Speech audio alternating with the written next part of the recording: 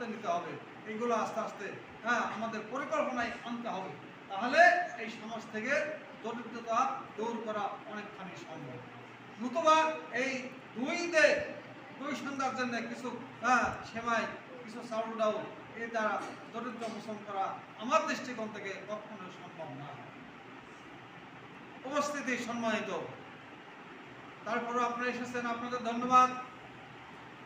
এবং আমি হিলফুল ফুজুরের সদস্যদেরকে ধন্যবাদ জানাবো যে তারা যে এই ঈদ উপলক্ষে এই আপাতত কিছু ঈদ সামগ্রী আপনাদের সামনে উঠাই দিতে পারছেন, এটা কয়জনা করে।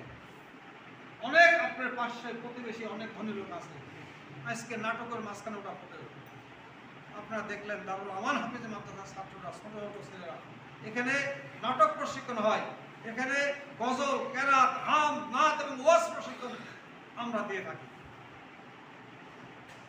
আপনারা আপনাদের ছেলেমেয়েকেও এখানে ভর্তি করার চেষ্টা করুন। আজকে ফুটে উঠলো, আজকে নাটকের মধ্যে ফুটে উঠলো যে পাশে একজন ধনী লোক, বলা হচ্ছে তার অনেক গরু আছে, অনেক ছাগল আছে, ধনী কেরাতে ইফতারি করায় না। আরেকজন ক্লিয়ার বললো যে ইফতারি তো সবাই করতে পারবে না, একটা মন লাগে, দান করার একটা ইচ্ছা লাগে। দান করার ইচ্ছা থাকলে দান করতে পারে তদ্রুপ ভাবে। দান করার মানুষ অনেকেই আছে, কিন্তু লিয়া মানুষ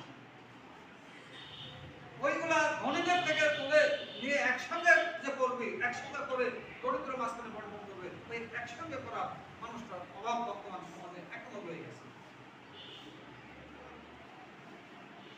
সম্মানিত উপস্থিতি, রমজান মাস চলছে, আমি আর কিছু কথা বাড়াবো না।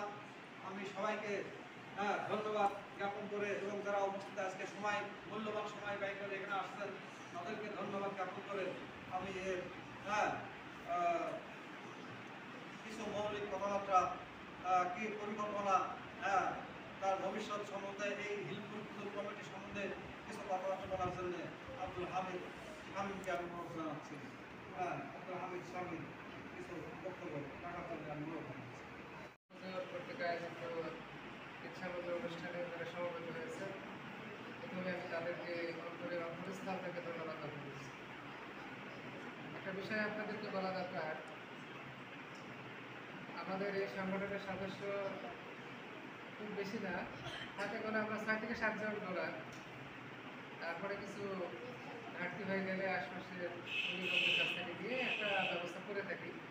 তো এটা বলতে যাচ্ছি যে আপনারা প্রাণ খুলে মন থেকে দোয়া করবেন। আজকের এই সামগ্রী যেন আগামী দিনের জন্য যথেষ্ট নয়, আমরা ভবিষ্যতে যেন এর থেকে আরও অনেক দামি এবং অনেক পরিমাণের এই সামগ্রী আপনাদের মাঝে বিতরণ করতে পারি। আপনারা এই দোয়াটা করবেন।